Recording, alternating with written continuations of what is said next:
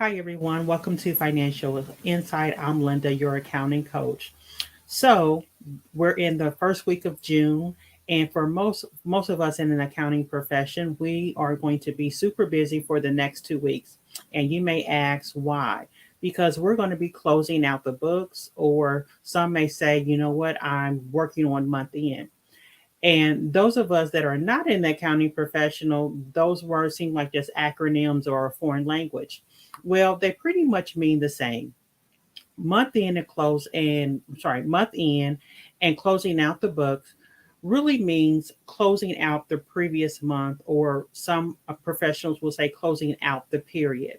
And what that means is they're just ensuring that transactions and reports are all closed out, they're all entering into your accounting system so you can actually move forward during the following months. And so here are a couple tasks that you should be including in your month end process.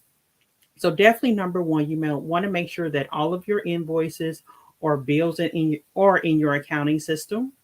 Number two, you want to make sure all of your payroll is recorded in your accounting system. Number three, you want to make sure that the reconciliations are completed, and not only the bank and credit card, but you also want to reconcile your accounts receivable, your accounts payable, your prepaid expenses, even your loans. I see this a lot of times, particularly with small businesses and nonprofits, is that they do not have accounting professionals who do not understand that the whole balance sheet needs to be reconciled. So you definitely want to make sure you're doing that. Also, you want to make sure the accruals are being booked if you're on accrual basis.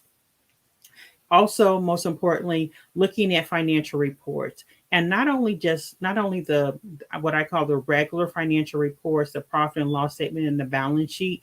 You also want to be looking at expenses by vendor to make sure there's nothing been missed, everything has been paid.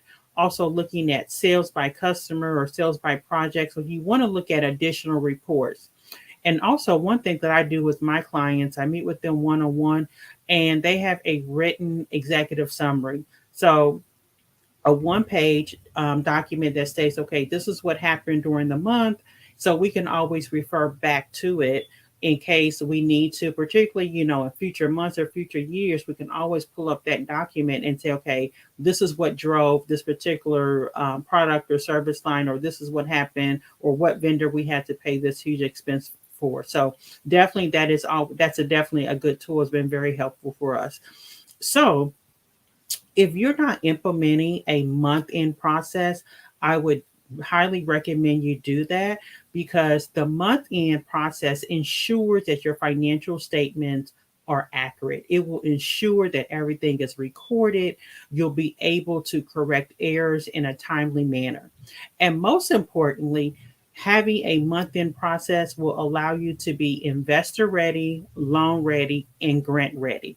So when you're ready to submit documents or submit your financial statements, they're all ready to go, and there's no cleanup. So if you're not implementing these steps and you feel like you need them and you're ready for it, you know what? Message us so we can see how we can help you.